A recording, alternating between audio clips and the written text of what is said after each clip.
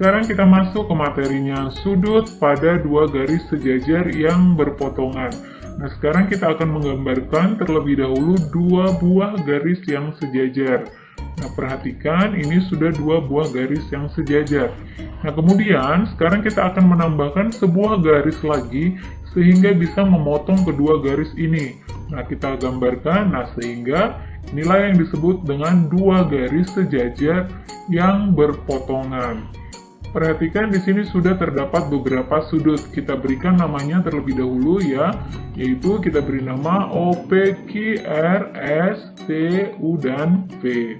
Nah, jika terdapat dua garis sejajar yang dipotong oleh sebuah garis, maka akan membentuk beberapa jenis sudut. Nah, di sini kita bisa melihat dari dua garis yang sejajar berpotongan ini terdapat beberapa jenis sudut ya. Nah, yang pertama, jenis sudut yang pertama yaitu sudut-sudut sehadap memiliki besar yang sama. Yang mana sajakah yang merupakan sudut-sudut sehadap? Nah, yang merupakan sudut sehadap yaitu sudut O sehadap dengan sudut S ya. Sehingga sudut O sama dengan sudut S. Kemudian sudut lainnya yaitu sudut R sehadap dengan sudut V, sehingga sudut R sama dengan sudut V. Yang lainnya sudut P sehadap dengan sudut T, sehingga sudut P sama dengan sudut T. Dan yang terakhir yaitu sudut Q sehadap dengan sudut U, sehingga sudut Q sama dengan sudut U. Nah, inilah sudut-sudut yang sehadap yang memiliki besar sudut yang sama. Sekarang kita akan lanjutkan ke bagian yang kedua, yaitu sudut-sudut dalam berseberangan memiliki besar yang sama. Di sini ada kata sudut dalam berseberangan. Mana sajakah yang merupakan sudut dalam? Sudut dalam berarti yang terdapat pada bagian dalamnya ya. Sudut dalam berarti sudut R, Q, S, dan T. Ini adalah sudut-sudut dalam. Namun di sini disebutkan adalah sudut-sudut dalam berseberangan. Yang berseberangan yaitu sudut R berseberangan dengan sudut T. Maka sudut R sama dengan sudut T. Dan satu lagi sudut yang berseberangan yaitu sudut Q ini berseberangan dengan sudut S. Sehingga sudut Q sama dengan sudut S. Nah, inilah yang disebut dengan sudut-sudut dalam berseberangan. Nah, sekarang kita akan lanjutkan ke bagian yang ketiga, yaitu sudut-sudut luar berseberangan memiliki besar yang sama.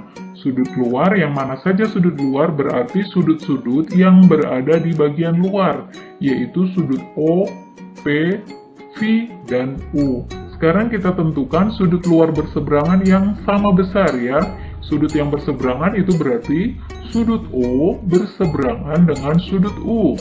Sehingga sudut O sama dengan sudut U. Kemudian satu lagi sudut P ini berseberangan dengan sudut V.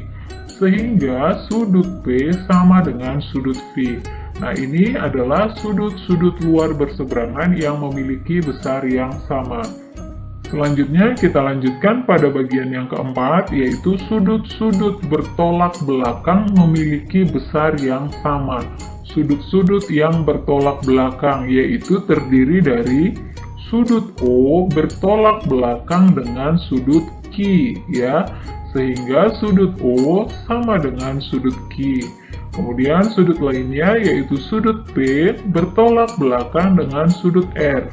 Sehingga sudut P sama dengan sudut R. Selanjutnya, sudut S bertolak belakang dengan sudut U, sehingga sudut S sama dengan sudut U. Dan yang terakhir yaitu sudut T bertolak belakang dengan sudut V, sehingga sudut T sama dengan sudut V. Nah, inilah adik-adik sudut-sudut yang terbentuk dari dua garis sejajar yang berpotongan. Nah, sampai di sini mudah-mudahan adik-adik bisa mengerti tentang bagaimana menentukan jenis-jenis sudutnya. Sekarang kita masuk ke pembahasan selanjutnya, yaitu menghitung besarnya sudut tersebut. Perhatikan di sini sudah ada contoh soalnya. Jika sudut T sama dengan 65 derajat, maka tentukanlah besar sudut P. Nah, di sini diketahui sudut T, ini sudut T yaitu 65 derajat. Kemudian kita diminta untuk menghitung sudut P. Tadi kita sudah mempelajari sudut-sudut sejajar yang berpotong. Sudut P dan sudut T ini sehadap ya, sehingga sudut T dan sudut P ini sama besar. Karena sudut T-nya 65 derajat, maka sudut P-nya juga sama dengan 65 derajat. Nah, ini soal yang pertama. Yang kedua, jika sudut T-nya 65 derajat, maka tentukanlah besar sudut Q. Nah, sudut T-nya di sini 65 derajat, kita akan menghitung besarnya sudut Q ya. Nah, adik-adik bisa perhatikan di sini bahwa sudut T dan sudut P ini sehadap, berarti sama dengan.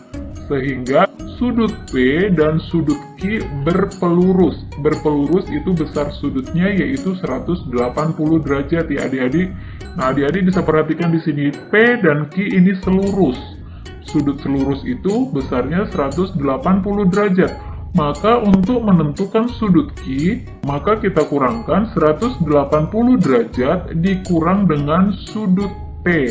Atau sudut P juga boleh, karena sama ya, sehingga sama dengan 180 derajat. Besar sudut T dan sudut P ini sama, yaitu 65 derajat, maka dikurangkan dengan 65 derajat. Kita hitung 180 derajat dikurang 65 derajat sama dengan 115 derajat. Maka besar sudut Q adalah 115 derajat. Nah, selanjutnya, jika sudut T 65 derajat, tentukanlah besar sudut V. Nah, di sini sudut T, kita diminta untuk menentukan sudut V ya.